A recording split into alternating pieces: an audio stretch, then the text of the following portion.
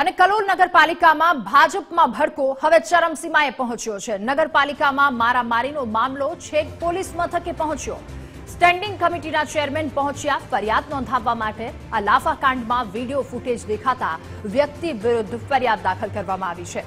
Standing committee chairman સહિત 11 સભ્યોએ રાજીનામા આપ્યા છે। ભાજપના સભ્યપદેથી 11 સભ્યોએ રાજીનામા આપ્યા। સ્થાનિક ધારાસભ્યની સામે નારાજગીને લઈને તેમના દ્વારા રાજીનામા આપવામાં આવ્યા છે। રાજીનામાનો આંકડો 11 પર પહોંચ્યો।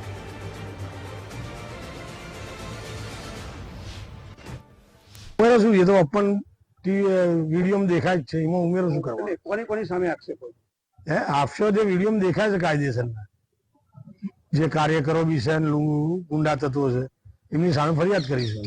ખાસ કરીને તમે જેને ઓળખતા છે અમને જાણવા મળ્યું એટલે અમે પબ્લિકના નગરપાલિકાના હિતમાં અમે નેગોશિએશન કરવા બેઠા, પણ એમાં ના થયું। કઈ કોઈને 15% હાલવાની વાત હતી, તો હવે એ તો હવે એ જોશે, પોલીસ ખાતું બી તપાસ કરશે એટલે ખ્યાલ આવી। કોને 15% આપવાની વાત હતી? એ જેને એ કોન્ટ્રાક્ટરે નામ નહીં દીધું, હા આવું એ રીતે રિંગ થયેલી એમાં કયા કોન્ટ્રાક્ટર એવું કીધું છે? તમે સંગઠનને કહ્યું, સંગઠને શું તમને સંગઠનને બધું કીધું પણ રિસ્પોન્સ કઈ ના મળ્યો। આગળ તમારી શું પ્રક્રિયા છે? તમે ફરિયાદ પીએ સાહેબ બોલાવે ફરિયાદ કરશો કે કેમ? હા, ફરિયાદ કરવાની, ફરિયાદ દાખલ કરવાની। અને વધુ માહિતી મેળવીશું સંવાદદાતા નિકુંજ જાની પાસેથી। નિકુંજ, કલોલ નગરપાલિકામાં ભાજપનો ભડકો હવે ચરમસીમાએ પહોંચ્યો છે। જરૂરથી ભાજપનો આંતરિક વિવાદ હવે પોલીસ સ્ટેશન સુધી પહોંચ્યો છે, કારણ કે કલોલ નગરપાલિકાના સ્ટેન્ડિંગ કમિટીના ચેરમેન પોલીસ ફરિયાદ નોંધાવવા માટે ગયા છે। જે નગરપાલિકાની અંદર છૂટા હાથની મારામારી થઈ હતી અને તે વિડીયોની અંદર દેખાતા જે લોકો છે તેમની સામે પોલીસ ફરિયાદ તેઓ નોંધાવશે। આ ઉપરાંત ગઈકાલે કલોલ નગરપાલિકાના 11 જેટલા સભ્યોએ રાજીનામા ધરી દીધા છે, જેમાં કલોલ નગરપાલિકાના સ્ટેન્ડિંગ કમિટીના ચેરમેનનો પણ સમાવેશ થાય છે। આજે માહિતી મળી રહી છે કે વધુ 3 જેટલા જે નગરસેવકો છે, કલોલ નગરપાલિકાના સભ્યો છે, તેમને પણ રાજીનામા ધર્યા છે। તેમણે આક્ષેપ પણ કર્યો કે સંગઠનની અંદર રજૂઆત કરવામાં આવી, પરંતુ સંગઠન તરફથી કોઈ પ્રતિસાદ નથી મળ્યો, જેના કારણે તેઓએ રાજીનામા આપ્યા છે અને હવે તેના સ્ટેન્ડિંગ કમિટીના ચેરમેન પોલીસ ફરિયાદ કરવા માટે પણ પહોંચ્યા છે, કે જેમાં ભાજપના જ એક જૂથ દ્વારા નગરપાલિકાની અંદર હુમલો કરવામાં આવ્યો હતો। તેમને લાફા પણ મારવામાં આવ્યા હતા અને છૂટા હાથની મારામારીના પણ વિડીયો સામે આવ્યા હતા। નિકુંજ, આ અંગે સંગઠનને કોઈ રજૂઆત કરવામાં આવી? જી, સંગઠન આ સમગ્ર મામલાથી વાકેફ છે। સંગઠન તરફથી સંગઠનના મહામંત્રી દ્વારા બેઠક પણ કરવામાં આવી હતી। આ મામલો શાંત પાડવા માટેના પ્રયાસ પણ કરવામાં આવ્યા હતા। અલબત્ત ગૃહ રાજ્યમંત્રી હર્ષ સંઘવી દ્વારા પણ બંને પક્ષોને બોલાવીને તેમની વચ્ચે પણ સમજાવટના પ્રયાસ કરવામાં આવ્યા હતા, પરંતુ કલોલ નગરપાલિકાના ભાજપનો આંતરિક વિવાદ શાંત થવાનું નામ નથી લેતો અને સંગઠને કરેલા પ્રયાસ પણ આ મામલે નિષ્ફળ નીવડ્યા છે। બિલકુલ નિકુંજ, જ્યારે જનપ્રતિનિધિ દ્વારા આવી કામ કરવામાં આવે છે, આવી હરકતો કરવામાં આવે છે, લાફાકાંડ થઈ જાય છે, ત્યારે હવે ત્યાંની જનતાને પણ સવાલ એક થતો હશે કે આ કેવા લોકોના હાથમાં પ્રતિનિધિત્વ આપ્યું છે? એ જરૂરથી, કારણ કે આ સમગ્ર વિવાદ જે છે તે કોઈ જનતાના પ્રાણ પ્રશ્નો કે મૂળ પ્રશ્નોને લઈને નથી। વિવાદ અને ઝઘડો જે છે તે ટેન્ડરિંગ પ્રક્રિયાને લઈને પણ છે અને આપ અને સૌ જાણીએ છીએ કે ટેન્ડર પ્રક્રિયાની અંદર કયા પ્રકારની રીતિ હોય છે। મુખ્ય બાબત જે સૂત્રો પાસેથી મળી છે તેમાં ટકાવારી સેટ કરવાનો સમગ્ર મુદ્દો છે, મામલો છે। મારા માણસોને ટેન્ડર મળે, મારા માણસોને કામ મળે, તેની આ ઝઘડા પાછળની મુખ્ય એજન્ડા છે અને મુખ્ય કારણ પણ આ જ માનવામાં આવે છે। અને ઝઘડો જે છે તે પ્રજાના કામ માટેનો નહીં, પરંતુ નગરપાલિકાના પદાધિકારીઓ અને કલોલના સ્થાનિક ધારાસભ્ય બકાજી ઠાકોર વચ્ચેનો છે। તેમનો આંતરિક આ વિવાદ જે છે તે હવે ચરમસીમાએ આવ્યો છે અને આખરે જનતાને પણ ભોગવવાનો વારો છે અને પાર્ટીની છબી। જી નિકુંજ, બળદેવજી ઠાકોર પૂર્વ ધારાસભ્ય આપણી સાથે જોડાયા છે। બળદેવજી, સ્વાગત છે આપનું ગુજરાત ફર્સ્ટમાં। જી, આપને પૂછવું, કલોલ નગરપાલિકામાં જે ભાજપનો ભડકો હવે ચરમસીમાએ પહોંચ્યો છે, લાફાવાળી કરવામાં આવી હતી, 11 જણાના રાજીનામા પડ્યા, શું કહેવું આપનું? સમગ્ર મામલો એ કામની ટકાવારીનો છે.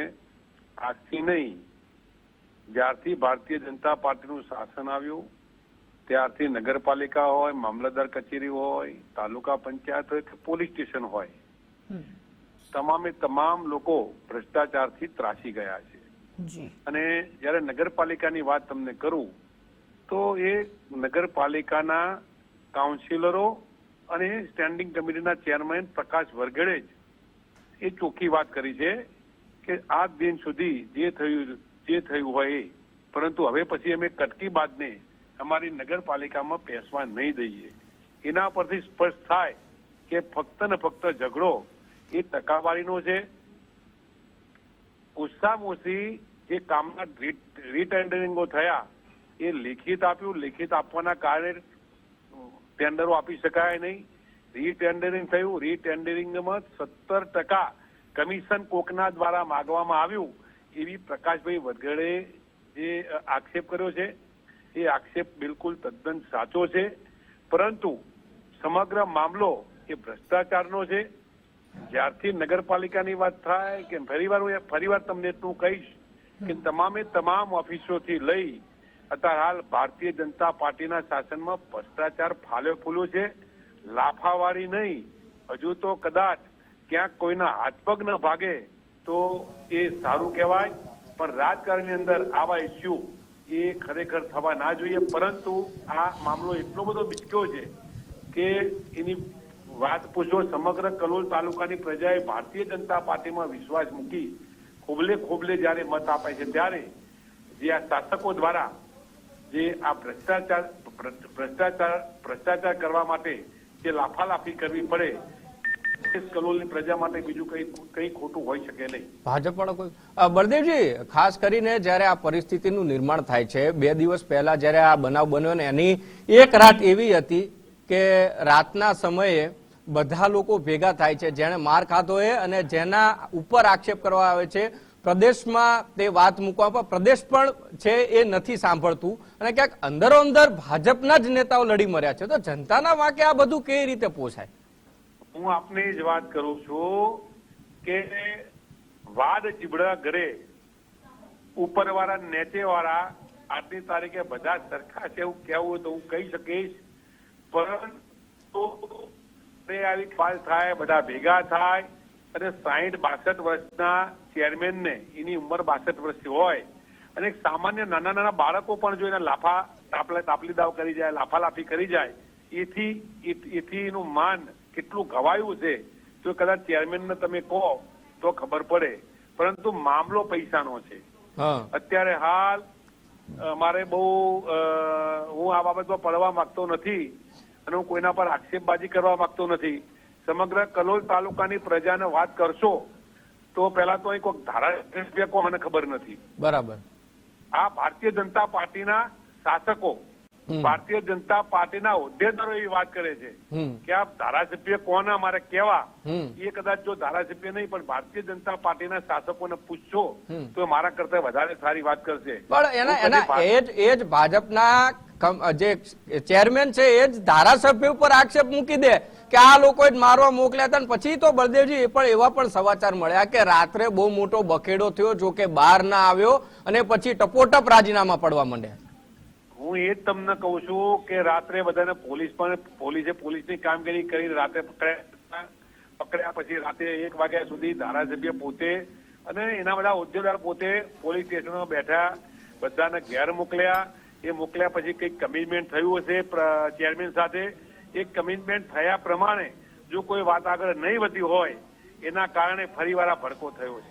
તો હવે કલોલ નગરપાલિકાનું શું બળદેવજી? આમાં કલોલ નગરપાલિકાનું શું અને સાથે લોકોનો શું વાંક આ બધાના બખેડામાં? હું તમને એ જ વાત કરી રહ્યો છું કે નગરપાલિકામાં ખોબલે મત આપીને 34 જેટલી જયારે ભારતીય જનતા પાર્ટીને સીટો આપી હોય અને આવી ભાગ બટાઈ માટે જો નગરપાલિકાનું તંત્ર ઠપ થઈ જતું હોય તો હું સરકારને વિનંતી કરું છું કે તાત્કાલિક આમાં આ શાસકોને દૂર કરી અને વહીવટદાર નીમવા જોઈએ.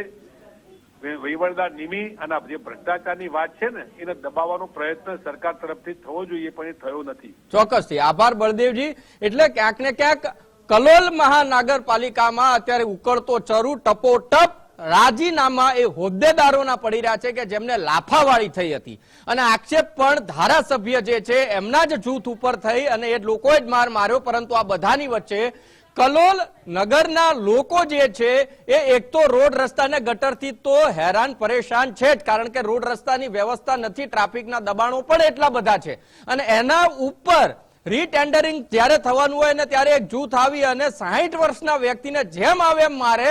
કારણ કે જોકે હોદ્દાની મર્યાદા રાખવી એ પણ ક્યાંક છાતું હોય છે, પરંતુ એ પણ ન રાખી અને આખરે આ ઘટના જે બની છે એ કલોલ નહીં પરંતુ કલોલને અડીને જ ગાંધીનગર આવેલું છે ને ગાંધીનગર એ ગુજરાતનું પાટનગર છે, એટલે કલોલ તકી આખા ગુજરાતને કલંકિત કરતી ઘટના એક પહેલી વખત આવું બન્યું છે કે નગરપાલિકાના ચેરમેનને લાફાવાળી કરવામાં આવે, કોઈ સમાધાન ના થાય ને સમાધાન પછી ટપોટપ રાજીનામા પડે અને હવે તો પરિસ્થિતિ એવી થઈ છે કે નગરપાલિકામાં કોર્પોરેટરો કેટલા અને નગરપાલિકા કેટલો સમય ચાલશે. રાધા, બિલકુલ ઉમંગ, આટલી ઉગ્રતા લોકોના કામમાં કરવામાં જોઈએ. ઉમંગ, આભાર આપનો તમામ વિગતો સાથે જોડાવા બદલ.